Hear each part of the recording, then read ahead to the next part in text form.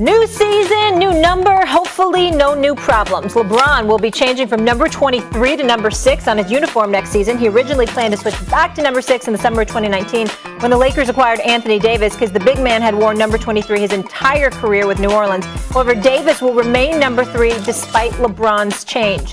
This calls for the battle, our new segment where both Stephen A. and Max have 30 seconds to battle over what's better, LeBron at 6 or 23.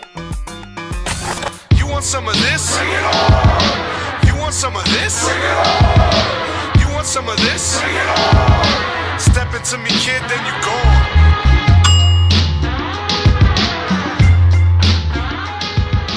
Max Kell, you want some of this? You're up first. Let's go. Number 6 is the answer. And I'll be even more specific than that, Stephen A. I'll say the 12-13 season. That's his 3rd season in Miami. LeBron James' 2nd championship in Miami was the best version of LeBron James. Number 1, he was in his physical prime. That was his age 27, 28-year-old season, playing for a Pat Riley culture team, Eric Spoelstra as head coach. The level of intensity that LeBron played with that season, wire to wire, both ends of the floor, required him to be in his physical prime. I disagree with you. To me, it was when he won the championship in Cleveland.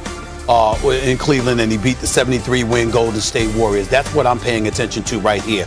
I'm thinking about the numbers, but not just that. I'm thinking about his leadership. Remember, when he was in Miami, he had to learn to win. He had D-Wade and Pat Riley, who had to teach him how to elevate his level of play mentally, not just physically. When he arrived in Cleveland, he was the clear leader. He was the guy that came back from a 3-1 deficit to knock off a 73-win team. His leadership ability, no question about his ability to close, was there. He wasn't shy about going to the free throw line or anything else. Plus, he was still shooting Jays and he was still getting to the basket. I'm going to go with that second version. Number 2 was his defense that year. LeBron James, and he'd already learned how to lead, Stephen A., by then, right? This was his 3rd year in Miami I'm talking about.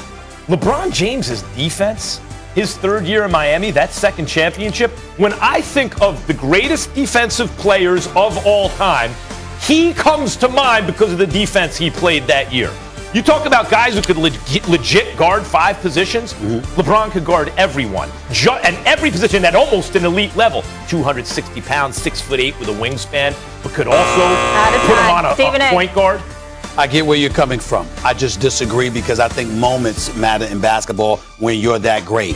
And even though he had 37 and 15 in the Game 7, it shouldn't have got to a Game 7. But Greg Popovich decided to bench Tim Duncan in the key play. They get the offensive rebound. You're the Miami Heat. Chris Bosh kicks it out to Ray Allen, and Ray Allen saves LeBron from losing yet another championship. So I'm not going with that at all. I'm still going to go back to what he did that year. They beat Golden State. Leadership did matter, and he wasn't the leader then. Even though Dwayne Wade conceded a lot to him, he didn't elevate to the point that he got to once he was in Cleveland. Number 3, his efficiency that year. It's not just the eyeball test. You know how old he is. He's in his physical prime. You could see him playing defense and all that. It's actually also the numbers. It's not your imagination that he was hitting the 3 better than at any point in his career. He shot better than 40% for the only time in his career from 3. He was hitting 75-something% of his free throws. He was 57% from the field. That was the most efficient version of LeBron ever. So he's in his physical prime. He's playing defense as well as almost anyone who's ever lived. And it's his most efficient offensive season. Well, you're looking at him as an individual. And again, this is why I disagree with you. That's why LeBron James said he'll take his older self any day against his younger self, because his mind got sharp and he knew what to do, how to conserve himself, how not to expend so much getting individual numbers, that it was at the sacrifice of the team. And by the way, that was the last time, the year I'm talking about when they beat Golden State, the last time I remember LeBron James shooting better than 73% for the free throw line, to be quite honest with you. So I look at it from that perspective. And again, I'm looking at his decision-making, his leadership, his willingness to shoot free throws, not being scared to take the ball in the paint, be a bit more physical and savvy. All those things made him more impressive. Out of time. Let's pull up the graphic. We'll show the reasons each guys, and we'll let the folks at home decide based on the battle who won it, whether it's Max or Stephen A. You can hit us up on Twitter, Instagram, all that good stuff. Do we have that graphic? I don't think we have it yet. We'll work on that and get it set for you guys next time. Good stuff. All right, that'll do it here. When we come back, the feud heard round Twitter. Our guy, Big Perk, versus Quavo. Can we squash this beef? I am a professional peacemaker. Have you ever watched First Take?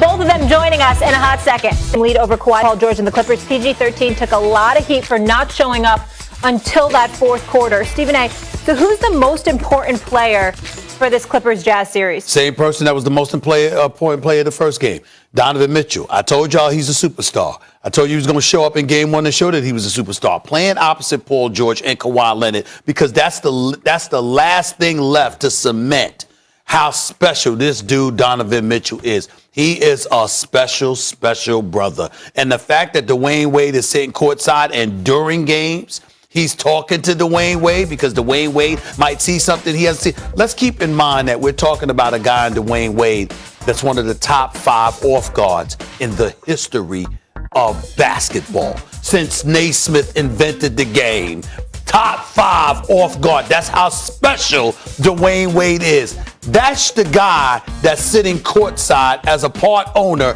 that you are walking over and talking to while the game is going on, in terms of little nuggets here and there, what he's seeing compared to what you're seeing. That's a beautiful position for Donovan Mitchell to be in. But then when you combine that with the fact there's a jump shot, there's a game where you can drive to the basket, there's a mid-range game, there's an NBA body with strength. He can get to the hole. You can't push him around. Then you take into account the heart that he brings to the table. You're talking about Kawhi Leonard and Paul George going up against a challenge that's even a bit different than Luka Doncic. Because with Luka Doncic, you didn't have help.